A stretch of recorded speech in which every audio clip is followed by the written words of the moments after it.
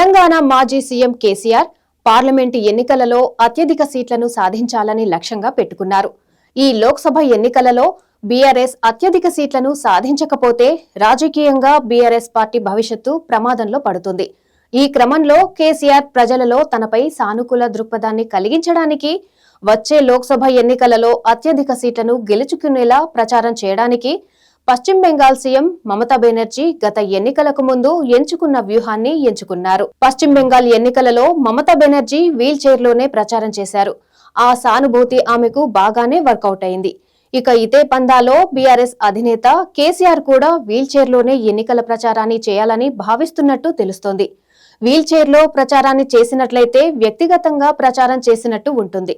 అలాగే ప్రజల సానుభూతి కూడా సంపాదించినట్లు ఉంటుందని కేసీఆర్ భావిస్తున్నారని సమాచారం.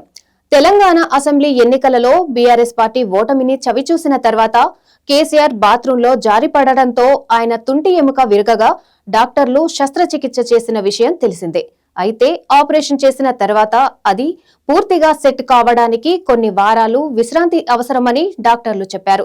ప్రస్తుతం కొద్దిగా నడుస్తున్న కేసీఆర్ ఇంకా పూర్తిగా కోలుకోలేదు. కేసీఆర్ పూర్తిగా కోలుకొని ప్రజాక్షేత్రంలోకి రావాలంటే ఇంకా సమయం పట్టే అవకాశం ఉంది.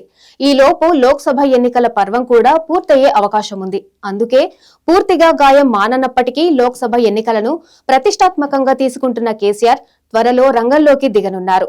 ఫిబ్రవరి 1వ తేదీన ఎమ్మెల్యేగా ప్రమాణ స్వీకారం చేయనున్నారు. ఇక అసెంబ్లీకి వీల్ చైర్లోనే రానున్నారు. లోక్సభ ఎన్నికల ప్రచారానికి వీల్ చైర్లోనే ప్రచారాన్ని సాగించాలని కేసీఆర్ డిసైడ్ అయ్యారని తెలుస్తోంది.